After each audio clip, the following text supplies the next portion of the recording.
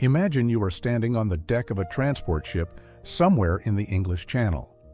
It is the evening of June 5th, 1944. The wind cuts through your uniform like a blade, and the sea beneath you is angry. 4-foot swells rolling under a low gray sky that has not broken in 2 days. All around you, in every direction, as far as you can see, there are ships. Thousands of them. Nearly 7,000 vessels. Battleships, destroyers, transports, landing craft, minesweepers, all moving south through the darkness without a single light showing. Barrage balloons float above them like silver whales against the clouds. The only sounds are the crash of waves against steel hulls, the deep vibration of diesel engines beneath your boots, and somewhere below deck, a man retching into his helmet. Somewhere ahead, hidden in the darkness, lies the coast of France. You are one of 156,000 men crossing this channel tonight, and every single one of them is thinking the same thing. Will I still be alive tomorrow? Not a question. A fact that sits in the stomach like a stone, heavier than the rifle in your hands, heavier than the 60 pounds of gear on your back. Below deck, the red interior lights cast everything in an eerie glow, turning young faces into something from a fever dream. Soldiers sit shoulder to shoulder in the cramped hold, some writing letters, some playing cards, some staring at nothing at all. The air is thick, diesel fumes, cigarette smoke, the sharp stench of vomit from men who have been seasick for 2 days straight. Someone is praying. Someone is always praying. 24 hours ago, this invasion was not happening. A violent storm had battered the channel, and the Supreme Commander, the man who held the fate of 156,000 lives in his hands, had postponed everything. For 24 hours, soldiers who had already been sealed aboard their ships sat in limbo, the tension winding tighter with every passing hour. Then, at 4:15 on the morning of June 5th, a Scottish meteorologist named Stagg delivered his forecast. A brief window of acceptable weather. Not good weather, not safe weather, just good enough. The Supreme Commander sat in silence. Then 5 words. "Okay, let's go." And with that, the largest military operation in human history lurched into motion. Across southern England, at more than 20 airfields, a different kind of soldier is preparing for a different kind of entry.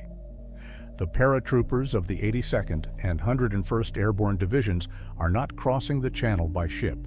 They are going over it, and they are going first.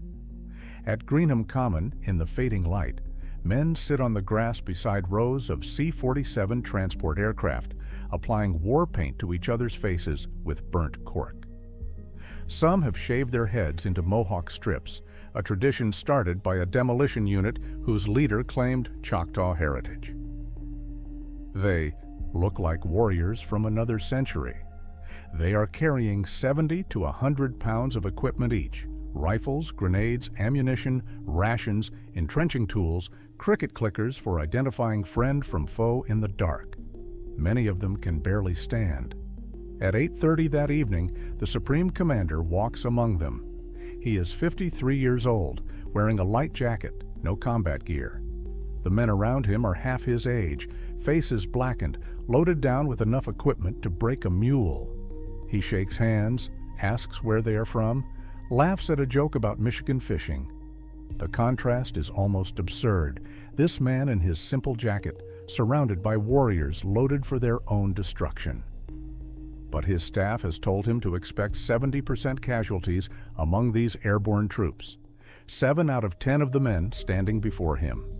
He knows he is looking into the faces of young men who will not see tomorrow. When the planes begin to take off at 10:30, more than 800 C-47s roaring down runways across 20 airfields. He watches until the last one disappears into the darkness. Then he turns to his car, and the weight of what he has just done is visible on every line of his face.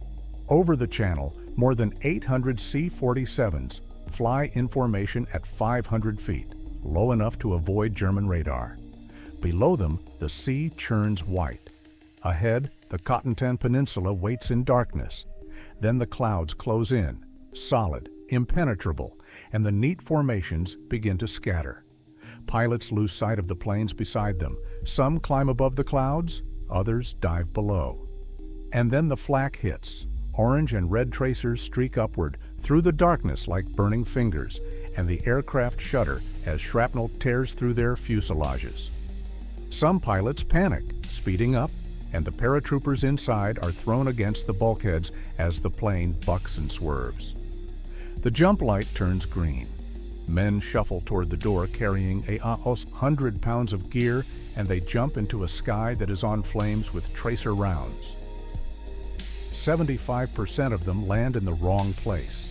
Men come down in flooded fields, areas the Germans have deliberately inundated, and are dragged under by their equipment, clawing at buckles and straps as the cold water closes over their heads. Others land in trees, on rooftops, in hedgerows, in the middle of German positions. In the pitch darkness of occupied Normandy, small groups of soldiers who have never met each other form improvised fighting units, using the metallic click-click of brass cricket toys to identify friend from foe. One click. Who goes there? 2 clicks. Friend. The tiny metallic sound is the only thing standing between a handshake and a bullet.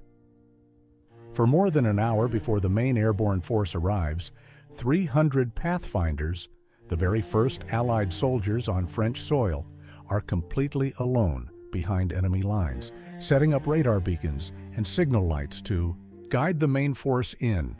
Only one of 18 Pathfinder aircraft has dropped its team on the correct target. The rest are scattered across miles of Norman countryside, fighting alone in the dark. Back on the Channel, the fleet presses on through the darkness. Aboard the Higgins boats, flat-bottomed landing craft that roll like cork in any kind of sea, 36 men stand packed together so tightly they cannot sit. Waves crash over the bow and soak them to the bone. The water rises around their boots, and soldiers bail with their helmets while trying not to vomit on the man beside them. The Navy had served steak and eggs before departure. The best meal these men had eaten in months, intended to fill their stomachs before 24 hours without food. Almost every man has thrown it back up. The irony is savage, a last meal that nobody could keep down. Below deck on the larger transports, in the red-lit holds that smell of diesel and fear, soldiers write letters they know may be their last. A 19-year-old presses a photograph of a girl against his knee and writes words he has never said out loud, his pencil barely visible in the dim red glow. A 25-year-old officer writes his parents a letter that is equal parts courage and farewell. He calls himself a fatalist, says what will be, will be. Some men write instructions for what to do with their belongings. Others write declarations of love so raw they would be embarrassed to say them in person. Many of these letters will arrive home weeks after the telegram. In the pocket of the Supreme Commander himself back in England, folded and nearly forgotten, there is another letter, one he wrote in case the invasion fails. If any blame or fault attaches to the attempt, it reads, "It is mine alone." He misdated it July 5th instead of June. His hands were shaking when he wrote it. Chaplains move through the ships like ghosts. Catholic soldiers receive communion. Protestant services are held in engine rooms and cargo holds.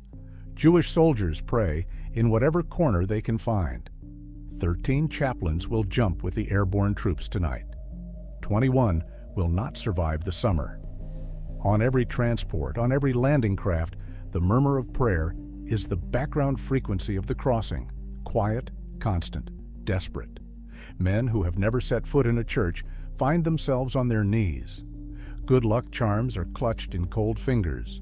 Coins, rabbit's feet, religious medals, photographs worn soft at the edges from being held too many times. A Jewish sailor rubs a British Palestine coin so obsessively the word Palestine has worn away. 3 in the morning. The first gray suggestion of dawn is still hours away, but the war announces itself.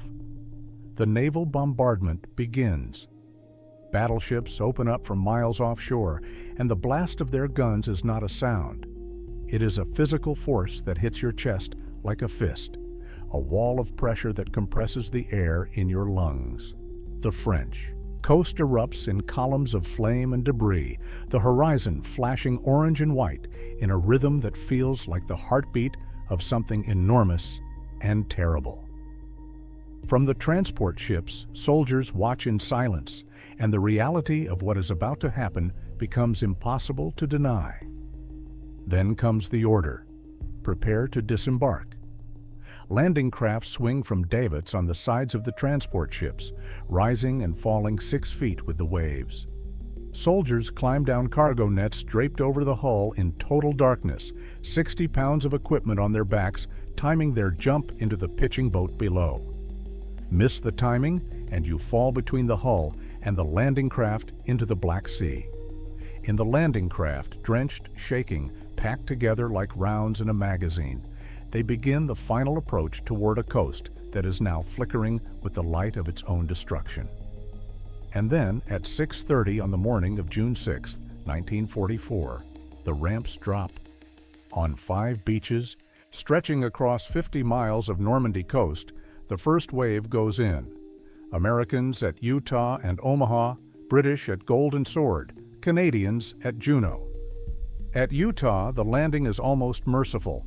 Currents have pushed the boats to a less defended stretch, and a 56-year-old general with a cane and a heart condition walks the beach under sporadic resistance, calmly redirecting units as if directing traffic at an intersection. At Omaha, it is a different world entirely. The German defenders have survived the bombardment.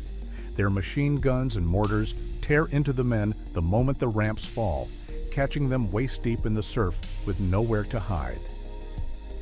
The water around them changes color.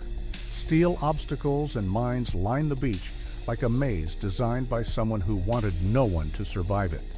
For 2 terrible hours, the outcome at Omaha hangs by a thread, and the men who walk off that beach alive will carry the weight of that morning for the rest of their lives. By noon, the skies clear. Exactly as the Scottish meteorologist promised, all 5 beachheads are established. The largest seaborne invasion in history has succeeded. But the cost is 4,414 Allied lives in a single day. And tonight, somewhere on a beach in Normandy, a 19-year-old soldier sits against a seawall and opens the letter he wrote last night on the transport ship. He reads it once, then folds it carefully and puts it back in his pocket. He will not need to send it. Not today. 13 days later, a storm worse than anything the Channel saw in June will hit Normandy, a storm so violent it would have made the invasion impossible. The window that a Scottish weatherman found was not just brief. It was the only one, and 156,000 men walked through it into the darkness, not knowing if they would ever walk back.